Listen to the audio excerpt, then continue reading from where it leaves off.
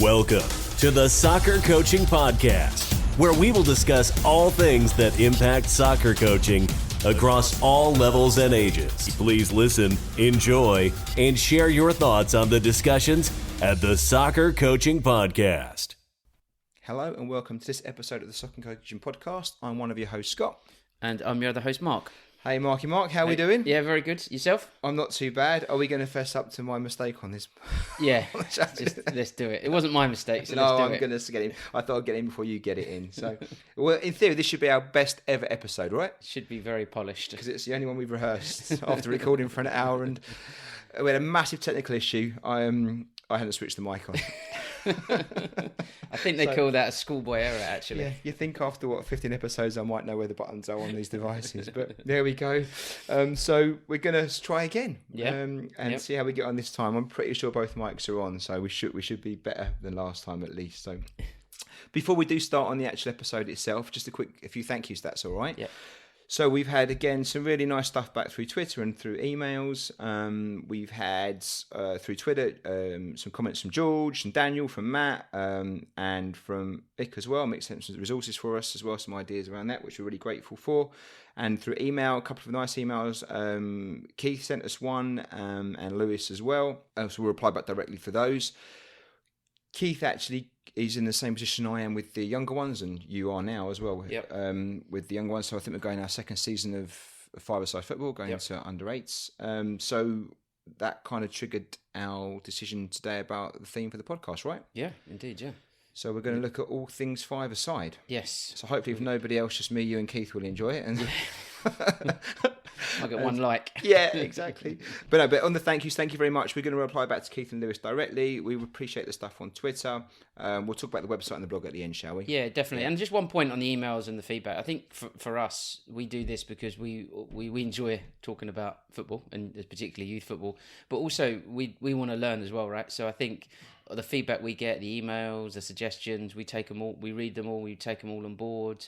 We definitely consider them all because we want to develop ourselves as coaches that are ultimately going to benefit our players in the longer term, right? We've got a lot to learn, right? Yeah. Well, what's really nice about what Keith done is, I think off the back of one of the episodes with Michael Hamilton from AFC Wimbledon, I think Keith made contact and has been down there to see him as well. So brilliant. I love that. I mean, that's like, superb. you know, if our contribution is just to link people up with other people that they can share some ideas. And, you know, again, I think he said in his email that he's nicked the different socks idea for their players now. So that's great, isn't it? That's another maybe 10 or 15 players getting a slightly better experience because we're all sharing some ideas, right? Yeah, definitely. And we've had some stuff come back in through email that's definitely given us some ideas about things. Yeah, so absolutely. Yeah, it's a two-way street, right? Yes, indeed. So all things five-a-side. Yep, let's do it. We both have got quite a number of years of experience on this, right? Either through the older team and also now through the younger boys, the under sevens. I think it's about 8 years, but 8 years combined. Yeah, that's a Five-a-side lot, football. Yeah. I would say that's a quarter of my life, but maybe it's not quite. It doesn't work like that.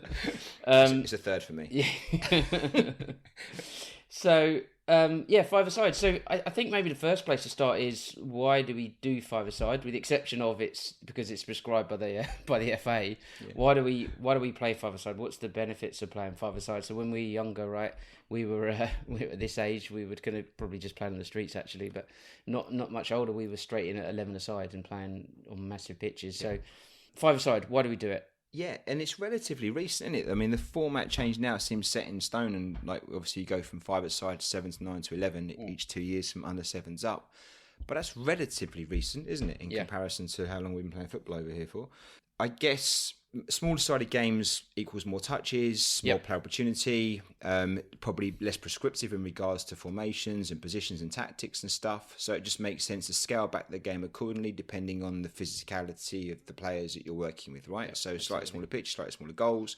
And I guess I don't even know whether five-a-side was the magic number in the sense it was the perfect format for a particular age group.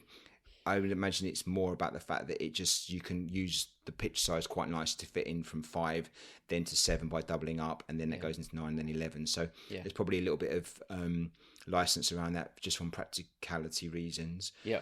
Because we obviously play a lot of the smaller game. We play a lot of 3v3, 2v2 and 3v3, and so there's an argument that's an even better format. But I think it's fair to say, well, five-a-side is better than maybe playing 7, 9, or 11 when you're working with 7 and 8 year olds. Yeah, definitely. I think look, five-a-side's a great format for those for under sixes, under sevens, under eights. I think it works really well. What personal view, does it go far enough? Should we be playing more three-a-sides at under sevens, under eights, or maybe older? Or, I don't know. It's just a thought. I think there's a lot of benefit. I think we're both big fans of 3v3 games with small goals, no goalkeepers. I think they're just fantastic for development because the smaller pitches, tighter spaces, more touches. So I think, and there's been a lot of discussion on Twitter recently. Actually, I think even Pete Sturgis has kind of tweeted about what do coaches think about 3v3 type formats for younger ages. I think there's an argument that maybe we should be going further. I think it would help development, but five-a-side's a great format for this age. There was I think we shared, didn't we? There was that article this week or a blog or something about how the German FA or whatever the equivalency are looking at bringing in 3v3 Fanino style, so with the 2 goals both ends. Yeah. Now we've done a lot of 3v3. We've done a bit of that before, but we don't often do it with 2 goals either end. But that just shows you, and I mean that's going in maybe as part of their football development pathway, as I understand it. So really getting the players to play that, particularly younger age groups. But that works in all age groups. And if you play and give it a go, it's a great game, and the players love it, don't they? Yeah. Well, exactly. And I think, and again, it comes back to like. It's not. You've got flexibility in terms of how you play these games. Right at the moment, five-a-side, you get the big Samba goals out. You're quite like fixed, unless you're playing a pre-arranged friendly where you've kind of spoken about these things before. These league games are quite fixed in terms of how you set them up. There's not a lot of flexibility.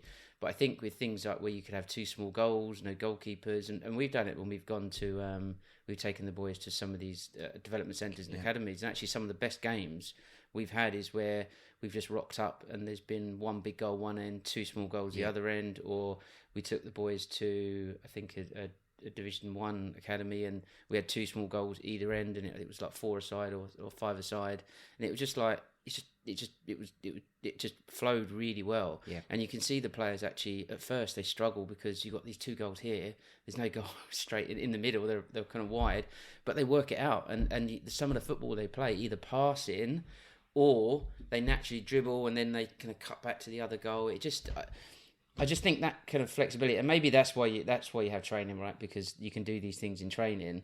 But wouldn't it just be great if you could do that in matches as well? You've got that flexibility in matches where you could just rock up and say, look, this week should we have 1 big goal and 2 small goals, or something. And the players like that. Enjoy it, don't they? Enjoy something a bit different. Yeah. They enjoy the challenge of something a bit new, don't they? It's a bit fresh again, rather than doing the same thing every single Sunday or Saturday. Definitely. Yeah. Okay, but generally five-a-side is there for a reason, right? Yes. And there's no doubt that it's the better alternative than playing the bigger format for the younger years, right? It's fair to say, isn't it? Yeah, definitely. And not just from the player's perspective, hopefully from coaching as well, because you haven't got to over-analyse certain things, although our next point might prove that's not always the case. But, in theory, it should be a little bit more simpler in the sense of letting the players play. Yes, definitely, yeah.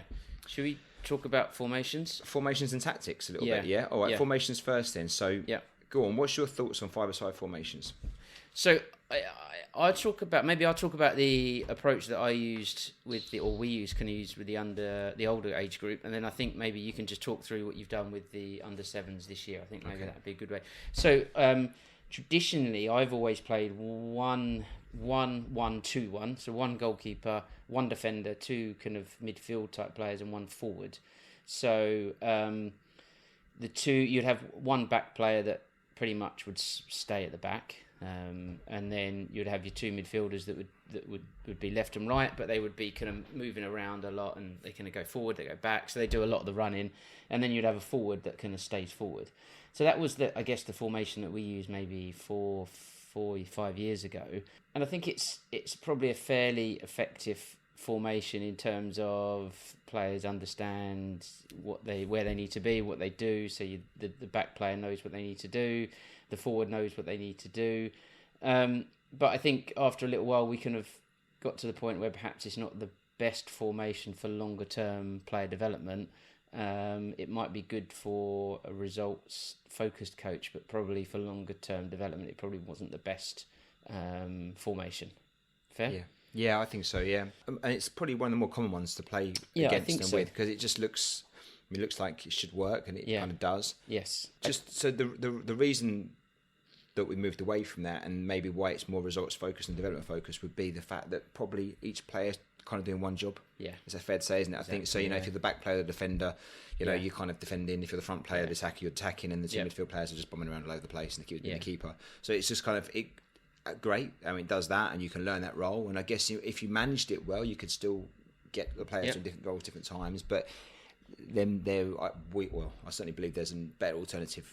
Yes, if you're looking at development. Yeah, I think so. And I think that's what you'd also find is usually the biggest boy, maybe the most unfit boy, would be the back player. Yeah, because that's where he's best fit, he's best suited, and then maybe the players that are the most mobile or kind of the physically big, they would kind of play midfield and run around a bit. Yeah. So it plays to the physical strengths, I think, of the team. Yeah, and the danger, and we've seen it, haven't we?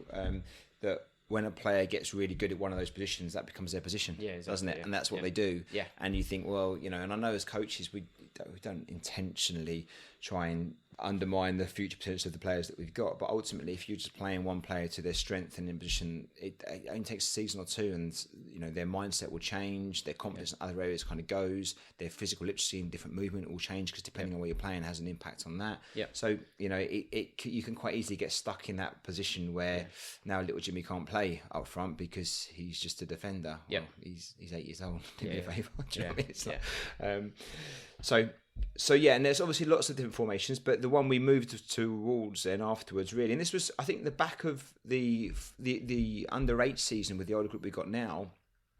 I saw it a couple of times with a couple of different age groups, and it was the 2-2 formation, keeper, or 1-2-2 formation, and the idea being that you've got, we don't call them defenders and attackers, we call them back players and front players. The reason for that is we believe that when we've got the ball, we're all attacking, and when we haven't got the ball, we're all defending.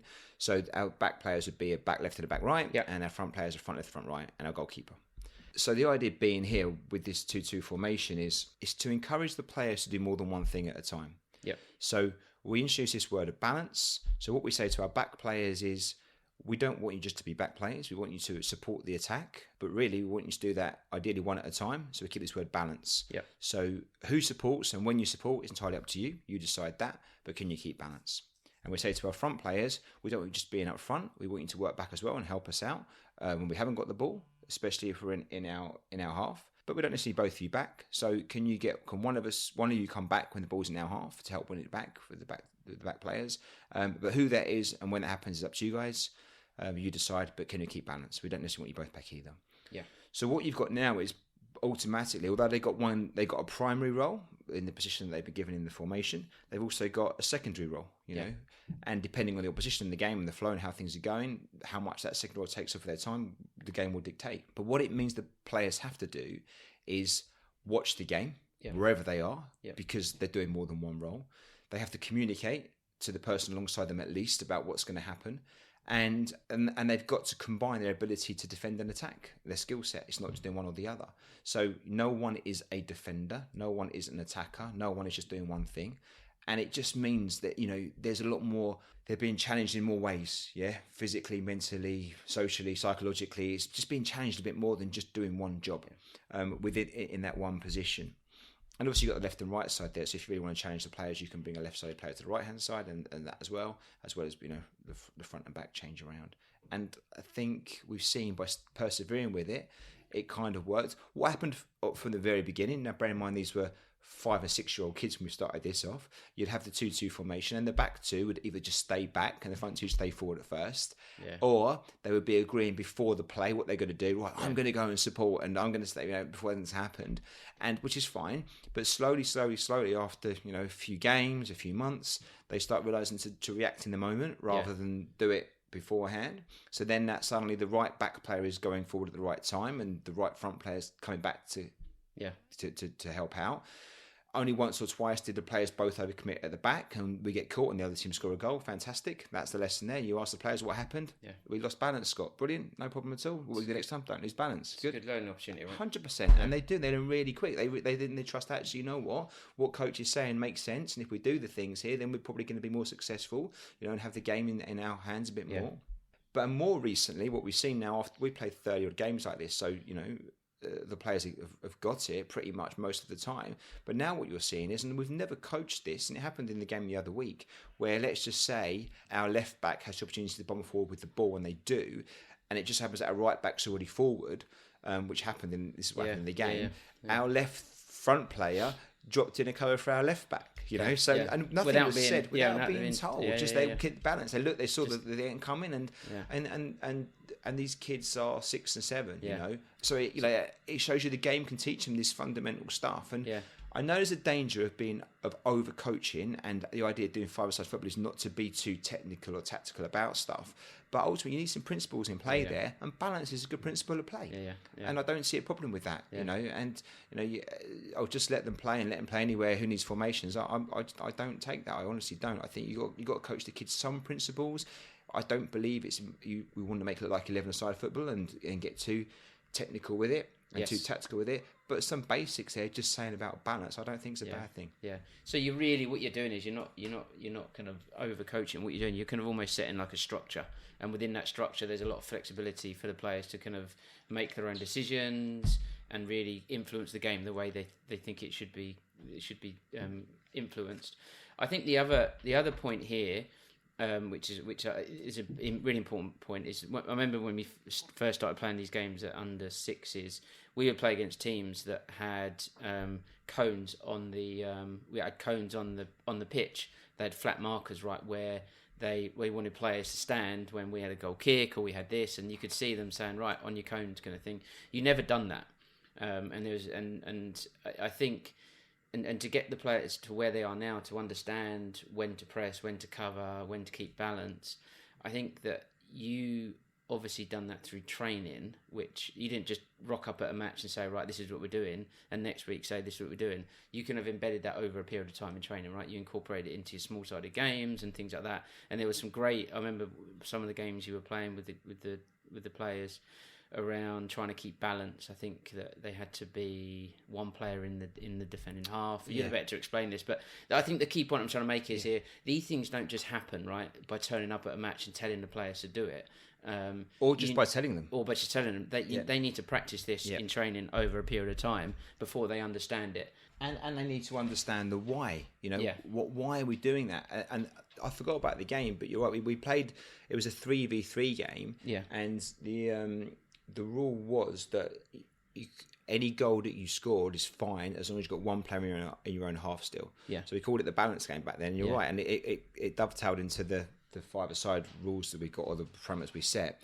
So the idea being that if you're playing a 3v3, score a goal, but one player must get back. And then we progressed it up as well by saying each of the 3 players have to score to get the winning goal. So you got that rotation, you got that communication, you got that thinking about stuff, And it's funny because they were little back then as well, and obviously everyone wants to just bomb forward and score goals. Yeah. And I remember, you'd get 2 or 3 times when the one team, and sometimes it was the strongest team, would kind of go on and they'd get a goal and then look around all literally around the goal and they'd be like, oh, it hasn't counted. Yeah. And the other team is a bit smarter, would go and grab the goal, the other end, and keep 1 or 2 boys back. And it was just introducing the idea of the balance. But then you talk about the why. Okay, why do we keep balance?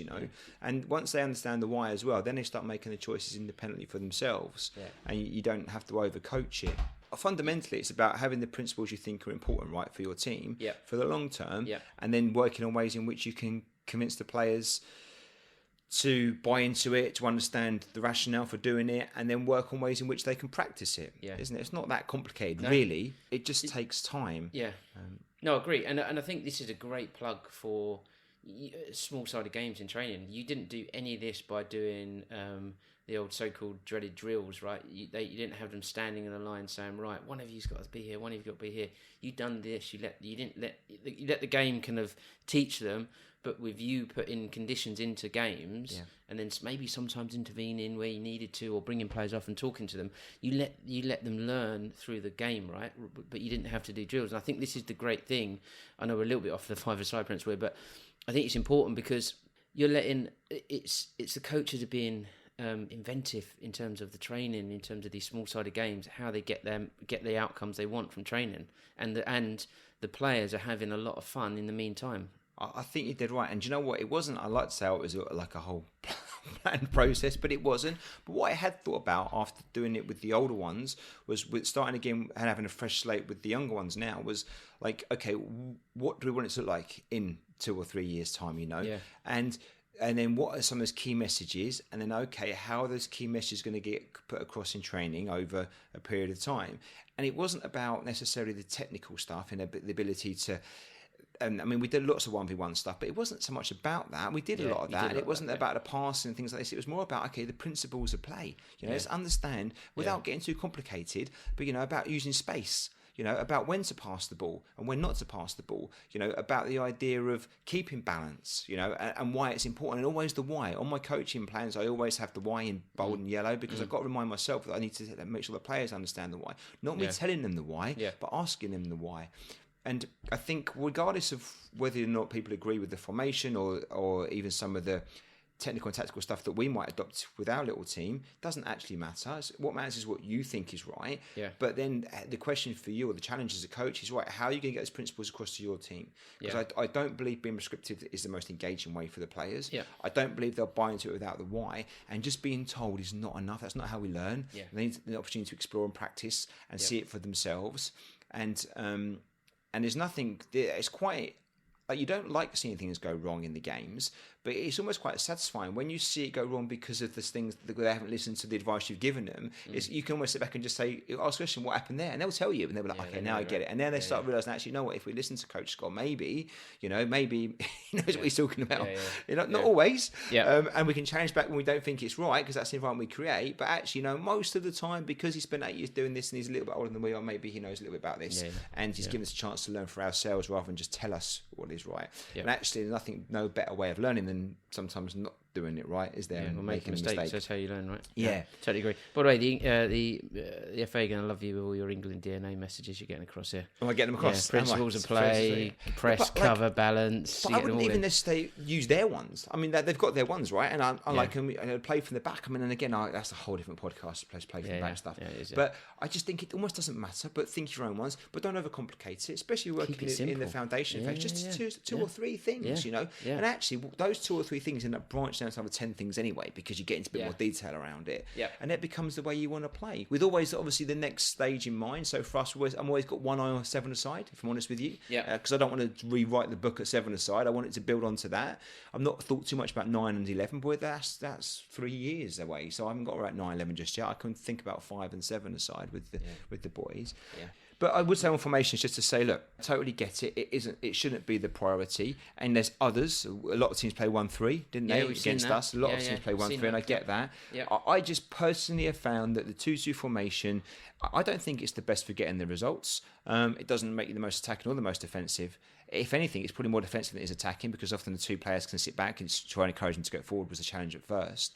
But I do think if you're looking for opportunity in which players, I was keen for players to do more than one role at a time. I don't want them getting bored or just being signposted they were a defender.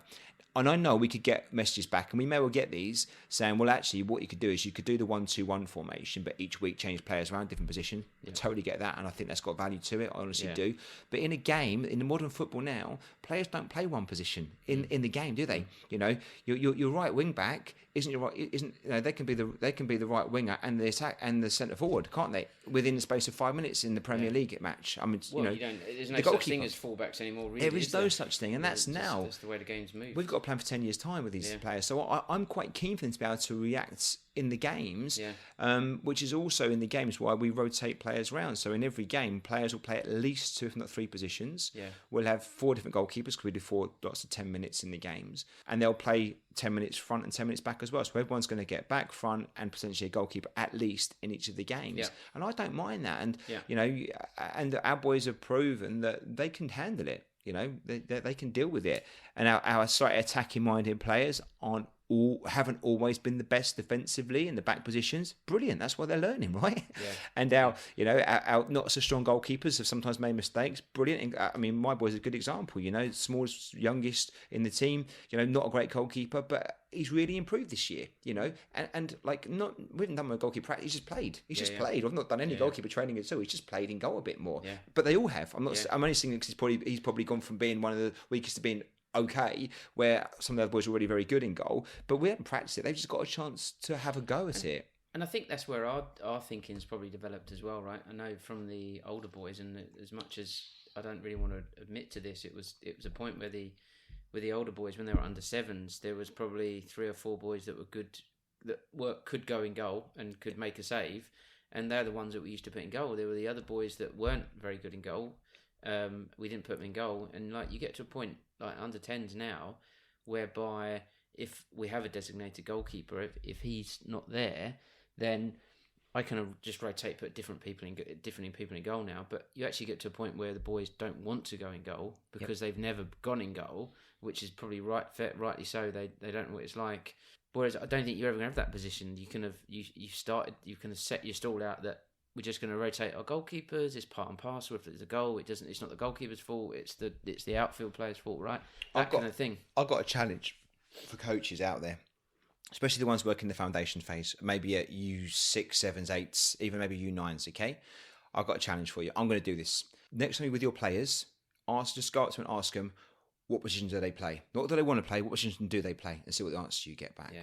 And I'll do it, and I'll try and record it, okay? I won't preempt it with the players. I won't say nothing else. I'll just get my phone out and I'll record what the answer was. I'd be happy, and I believe they wouldn't know how to answer that question.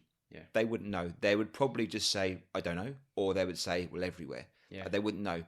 And I'm proud of that. I'm proud we've had these boys for 18 months and we've not pigeonholed them into I'm a goalkeeper, I'm a defender, I'm a front player, I'm an attack, I'm a midfield player, I'm this, I'm that. You know, they wouldn't. I don't believe they would know. I could be wrong, but I record it. And if they all say to me, actually, I'm this, then I'll say, I'm not as confident as I thought I was about this stuff. But I honestly think they wouldn't know where they played. They play everywhere. Yeah. You know, and surely when you're 7 years old, that should be the right answer. Yeah, play everywhere. You know, including goalkeeper. But we'll see. I'll do it, and we'll see. But a challenge. I mean, and if you're out there as a coach and you can do that, or if you've got a reason why, actually, you know what, my players would say where they play, and I think that's okay because, you know, then fair enough. And I'm more than happy to listen to that. I just personally feel like the young players should feel like they can do anything. Hence the 5-a-side format. It's not supposed to pigeonhole you. That's the idea of it. It's supposed to be, you know, so random, isn't it? 5-a-side. You know, we might try and adultify it and try and give these positions a bit more defining about the roles, but I don't think it should be over-defined, and it's getting that balance. Yeah, I agree. I think to be successful in what you say around the different positions, you need parents that are going to support you, because if you've got a parent that's telling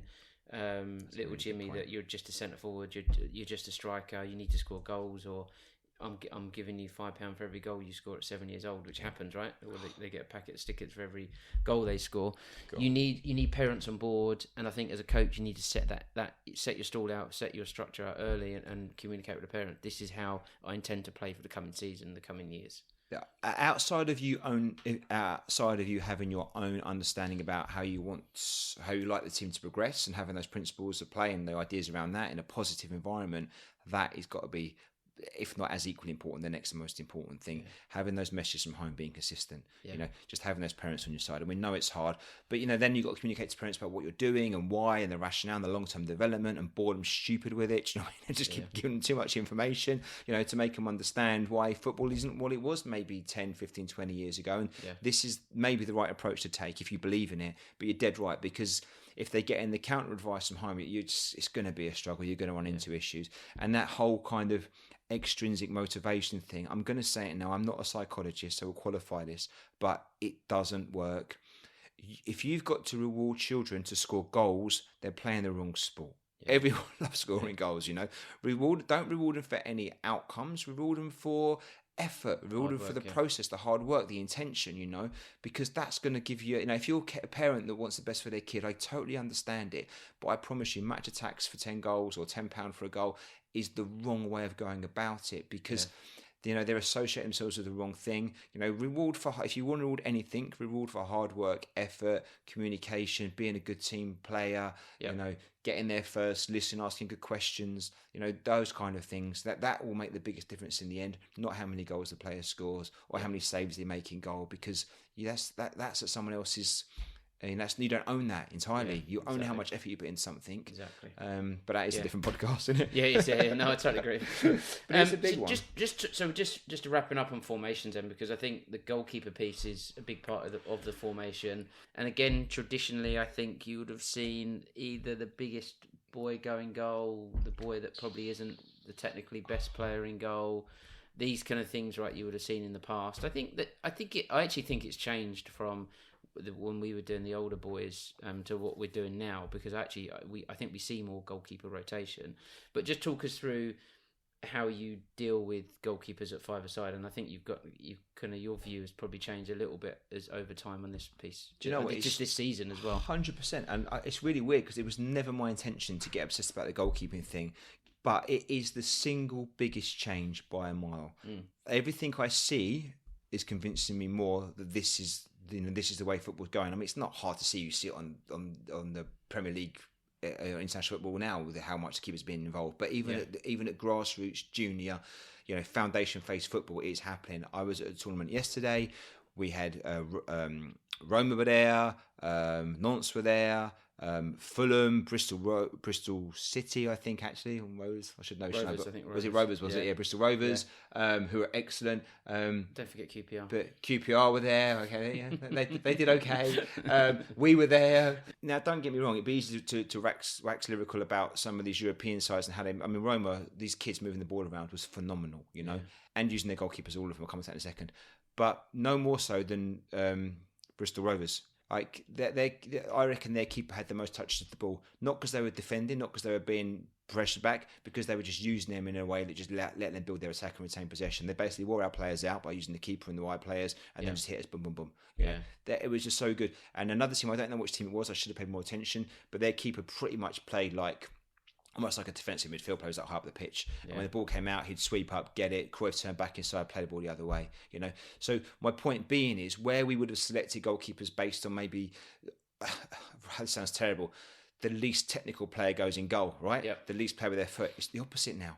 It's the best player with their feet. And actually, some of these keepers, and I mean, and this one player, as most guys don't know the team, because I'm going to say this now, but the one keeper that was basically playing a DM role when their team had the ball, when the other team did come through on goal, he wasn't the best shot stopper. He wasn't. He didn't. He did okay, but he wasn't the best. And he's just a kid. He's still learning his game. But he was great with his feet. And and what do you want? Do you want to have a team under pressure that's keeper's going to say loads of shots, or do you want a team that's got a great goalkeeper with their foot that means you don't have to save the shots in the first place because you're dominating the game with the next player on the pitch? Yeah. To me, it just is a no-brainer now. And this was not something that I've thought about really too much beforehand. But as this season's unfolded, I see the benefit in this so much. And we were slightly blessed in the sense we do an indoor session on a Wednesday night with the players. I mean, it's futsal, but it's really only indoor football with a futsal ball. You play some of the futsal rules, but not all of them. A little bit. We play quick. We play. I'll be honest, I don't think all the futsal rules complement. I mean, because I think the goalkeeper's more involved. But we kind of it's just a mashup between five-a-side football and futsal and indoors with so it's a bit of things. We try and make it work with the principles of play that we want for our players. But one of those is the keeper is heavily involved, and play starts from the goalkeeper. And what I mean by that is they don't just roll it out to a player wide when we play from the back in inverted commas. No, they drop the ball at their feet and they play and they commit a player. Now, it's not a FIFA style. We're not asking them to go in a bit of one and try and score goals. What we're saying is that commit one player, then play your pass, because we're breaking that first line. Then we've got to play out of the game straight away. And it's worked really well on a Wednesday night, and we've encouraged the players to do it more in the games we play in the league match or the friendly games, and they're getting brave and they're starting to do it, and it really works. Is there sometimes when the player takes a little bit too long and the front player gets the ball, the opposition player, and gets a goal? Yeah, there is. Who cares? Yeah. Great lesson. Is there sometimes when actually our wide players our left back and right don't show wide enough and be options for them, so the pass doesn't go quite right? Yeah, of course there is. They're 6 or 7 years old, but the principles are right, aren't they?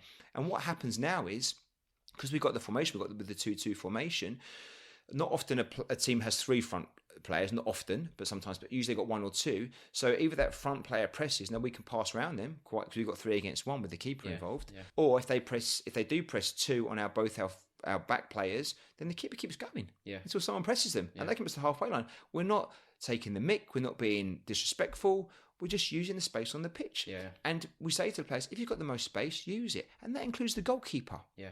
So I just think, I genuinely believe that if we want to, it's more fun. Yeah. If we want to coach our players to appreciate space, keeping the ball, and have a tactical advantage since you've got the next player on the pitch, then the goalkeeper role just changes phenomenally. And to be fair, we've seen that with the more professional teams. Yeah. But if you can do it, the England game, and I mean we talk about that and the John Stones incident and Ross Barkley and stuff. But ultimately, playing from the back is one thing, but it needs the keeper to be involved, and not just as a point of release to give the ball and not expect it back, but to be involved. And the Bristol Rovers guys did that superbly yesterday. It was really impressive. Brilliant. And I think it's fair to say that the evolution you're thinking is in the early stages here, right? Because I know you've thought about this for a while, but you've only really started to embed it in the matches. You've been doing it in training, but in matches, you only really started to really encourage it maybe the last couple of months. Is that fair? So there's a reason for that. And there's more to come next year, and I think that's where hopefully at under 8s you really will start to see the benefits. And I think it's almost great that you might play teams where they do play 3 players up further forward, and then all of a sudden it's a 3v3, but you've then got a 2v1 in the opposition. You break that line. So all of a sudden your goalkeeper, rather than playing out from the back, you're still playing out from the back. And bearing in mind this is 5-a-side, but you can actually start to play a little bit more direct, a bit longer, right? If you've got a 2v1, the players hopefully will be more switched on in the attacking half. We've always said to the players, play to the players got the most space. Yeah. If you're going to share the ball, you just share the boys in a better advantage than you, a better position than you are. That's the only rule. It doesn't matter if it's a long ball down the pitch, as long as it's a pass, not a long percentage ball forward. Absolutely, that's the right. The idea is to put the ball in their goal, right? So if you can do that quicker by doing that and then of course do that. And this is my obsession. My problem with people that are obsessive playing from the back, where it must start from the back. We must almost work through this little pretty pattern and have 10 passes to get the goal. I think that's nonsense. I'll be honest with you. Definitely do that if tactically it's making sense to invite some pressure onto you, then to make some more space behind. And often if you're playing against teams that aren't as strong as you, they can sit quite back. So that's a good tactic. Invite the pressure on. Trust your players. Use your keeper. Break 2 or 3, and then you can hit them on. You've got more space behind them to make opportunities for yourself. But just doing it for the sake of doing it makes no sense to me. And actually, if you've got a player that can hit a nice, slightly longer ball, then find that front player who's free. Why wouldn't you? I don't see. And then they're happy days. They got 1v1 in the opposition half or the final third. Fill your boots, take one, have a go, and see what happens. Again, but that's just me. I'm not saying it's the right or the wrong thing to do, but it seems to me like a sensible approach. Your point about not doing a lot of it in training first, definitely. I never encourage this in the matches yet, because confidence is massive for the kids, right? There's no doubt about it. One thing I've learned this season is the single biggest factor for the boys' performance in games is confidence. No doubt about that. And I can kill that quite easy as a coach. If I've got the wrong attitude or I'm not the thing, I can kill that. And actually every player has a different way of managing their confidence. So know your players and know, some players can deal with a bit of, come on, you can do a bit more here.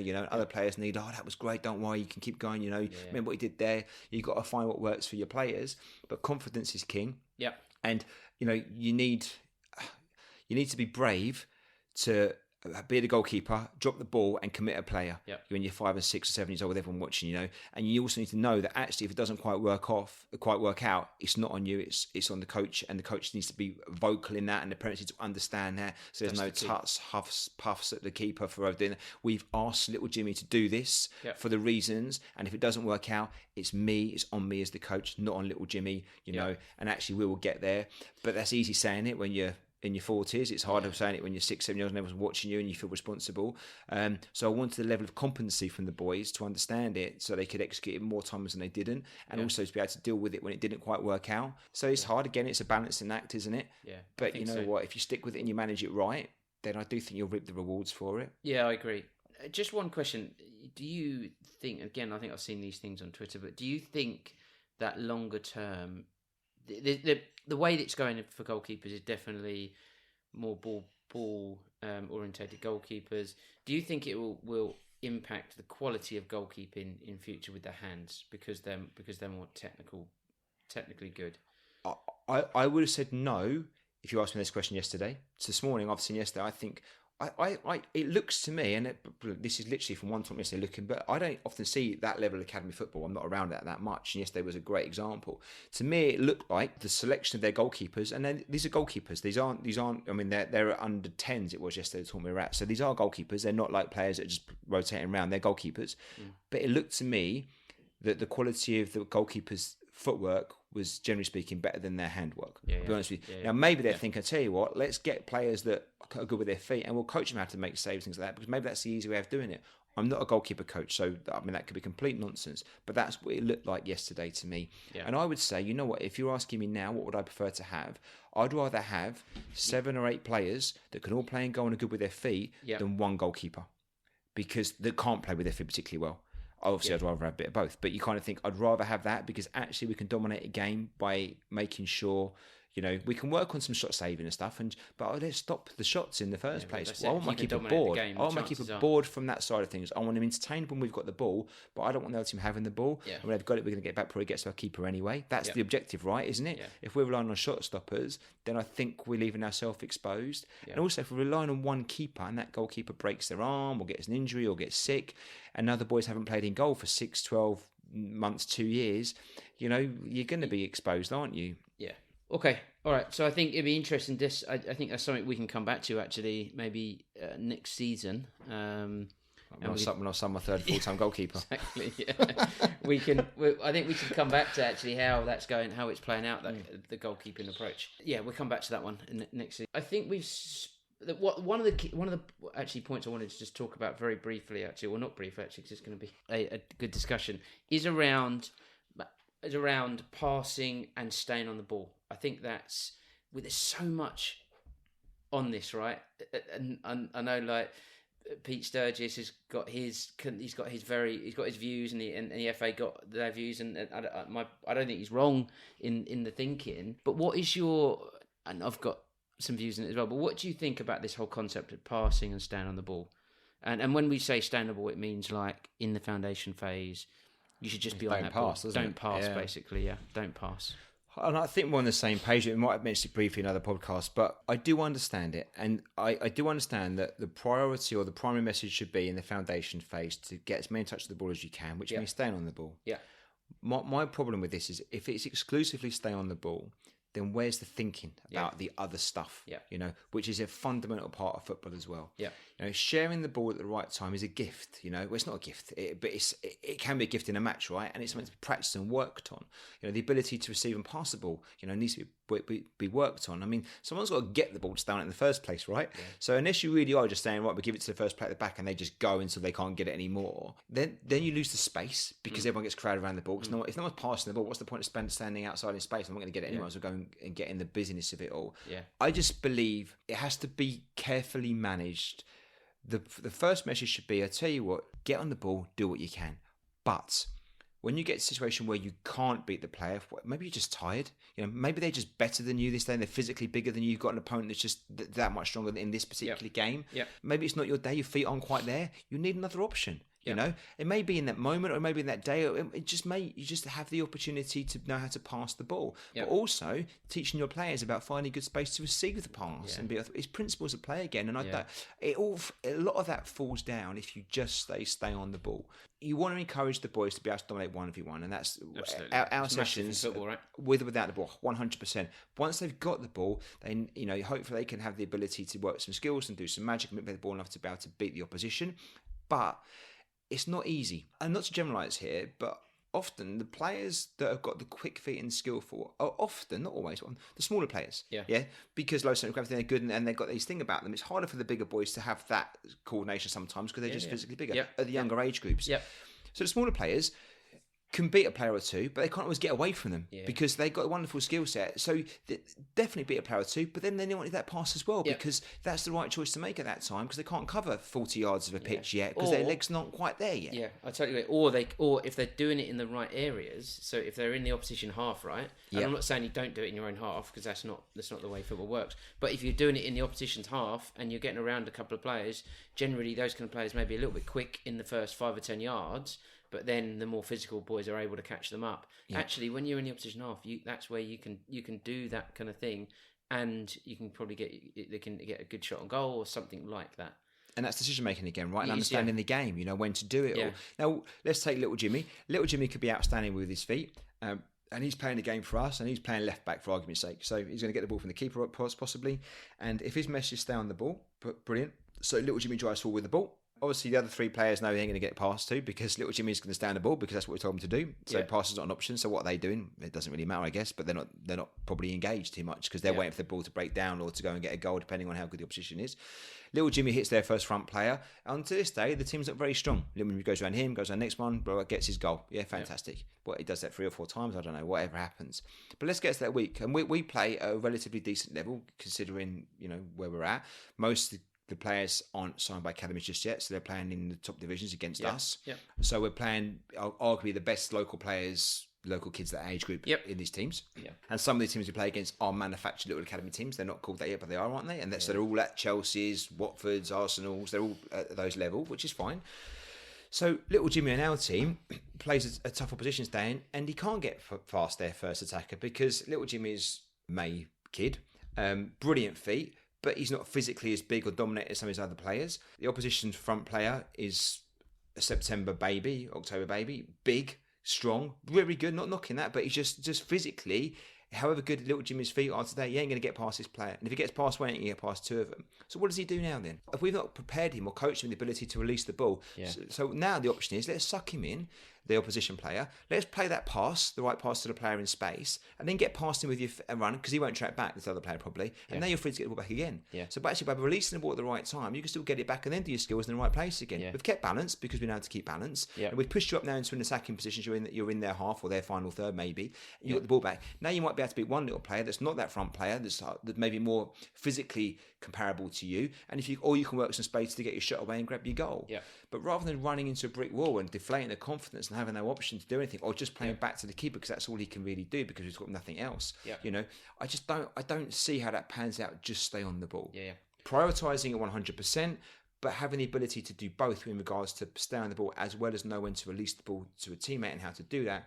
To me, that's why I said our players short. We're on the same page here for sure. I think that the key thing for me is one-on-one is just critical, and I think you've got to have these one-on-one practices in training. Either if you do it through small-sided games, which I'd be great to hear if anyone's got any ideas on that, by the way. Or you just do it through kind of practices 1v1 small goals, lots of that. But that's critical, and I think in the game in football, 1v1 is such an important part of the game. So you've got to get players ready for that and developed in that aspect. But I think if you just encourage players to stay on the ball, you're not teaching them important concepts like finding space, making the pitch big when you're attacking and things like that. As well as when to release the ball, when not to release the ball, and you can teach players or develop players once they get to 11, 12s, 13s.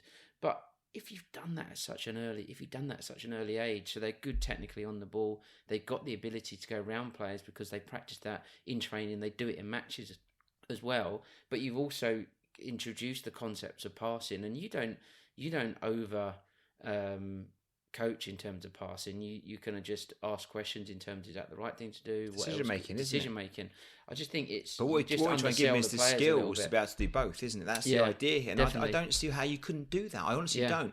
And going back to yesterday again, the Roma team, they were a brilliant example of combining the ability to pass the ball quick, but also have the individual domination as well at the right times. So if you think about the thirds and you think actually the back third would be build, the middle third is create, and the final third is finish.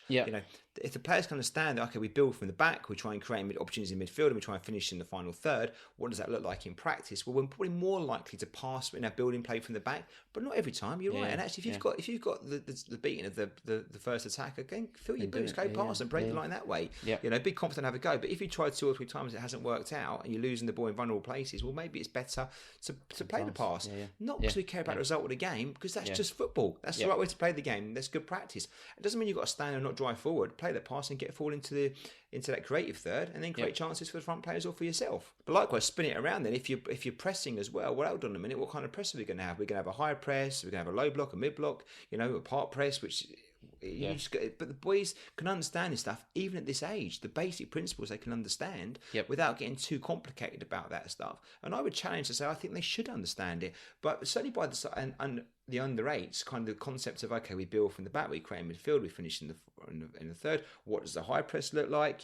Not into massive detail. I'm not talking about really analysing it down like you might do if you you're playing under 16s or you're playing in the Premier League. But I just think that the players can have a basic understanding of this stuff because it is principles of play again. Agree totally.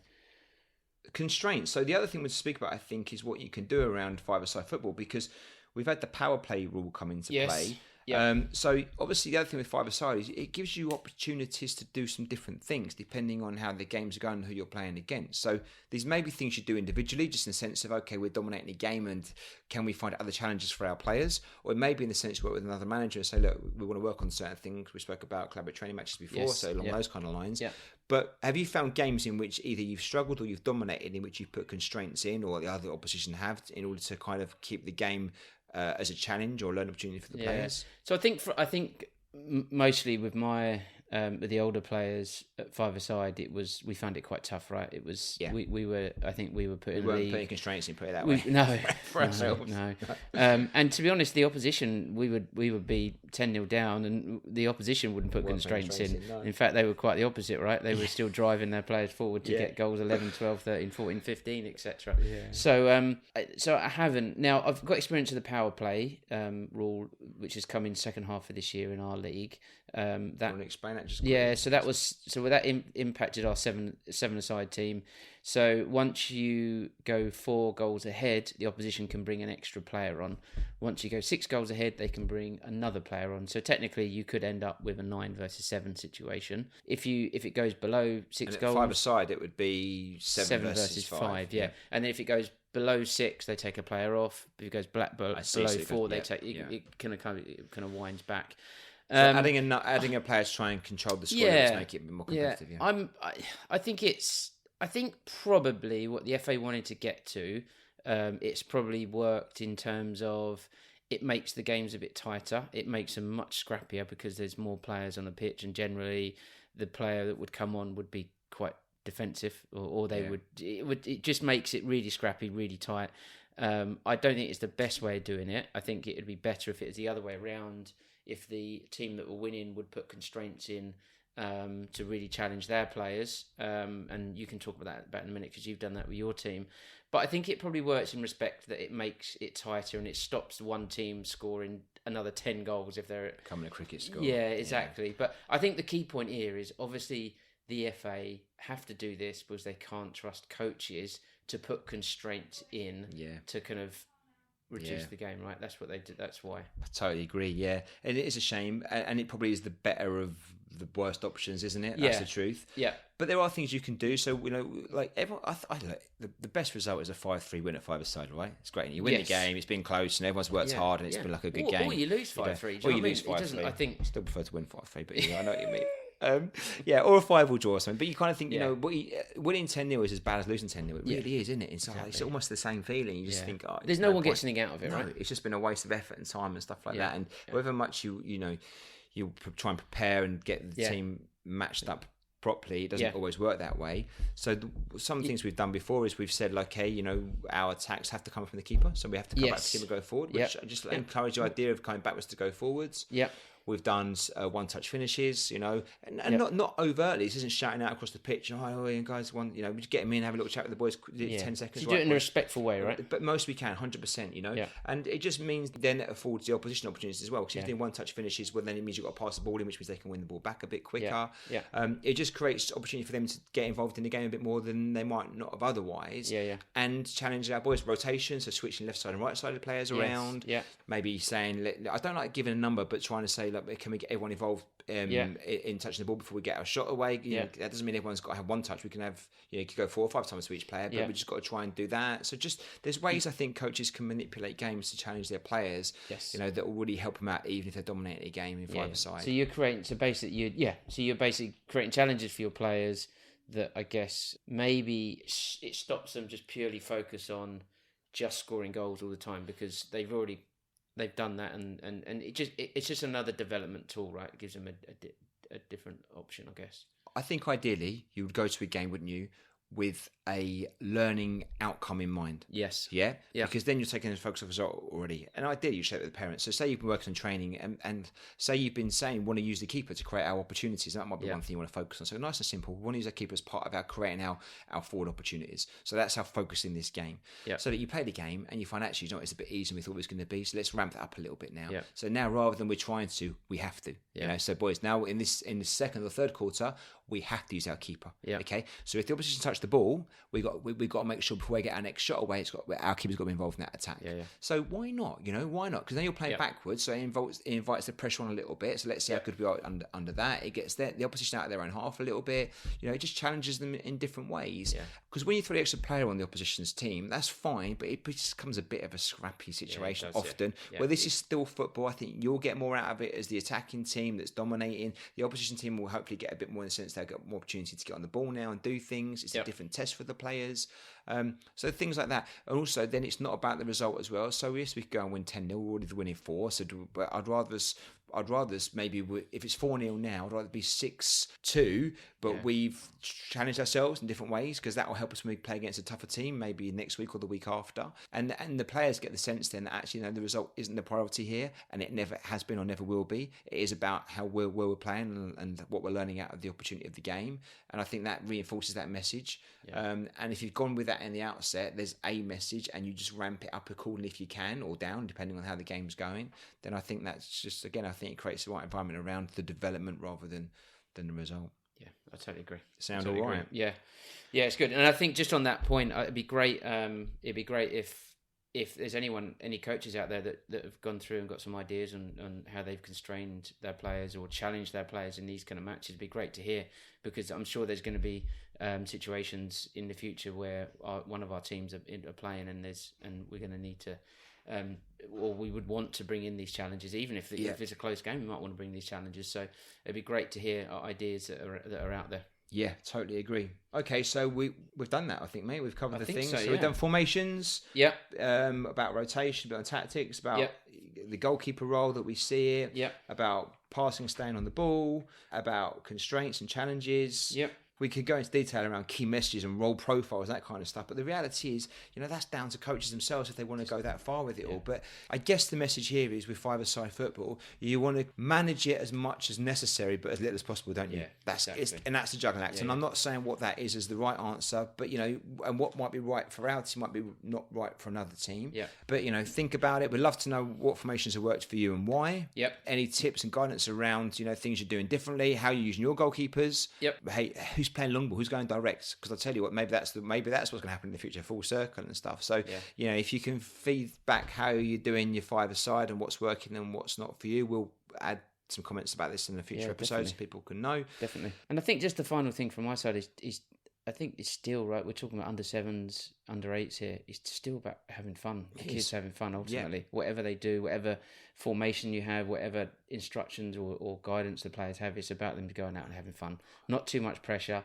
Just playing and having fun. 100%, definitely. Effort with fun, I think that's your balance, isn't it? Yep. Cool. All right. Perfect. Final thoughts then. You've just got the website that's up. Yes. And then your blog's still on there, so people can have a look at that and see. So please read any feedback on the blog would be great to hear. We've got another blog coming up soon, haven't we? I think hopefully before the end of the season. Yes. Okay, brilliant. And we've got a good guest lined up for next week. We'll keep it a surprise in case things change, but we've got a good next for next week, so look out for that. But thanks for listening, everybody. Have a good week. Thank you. Cheers.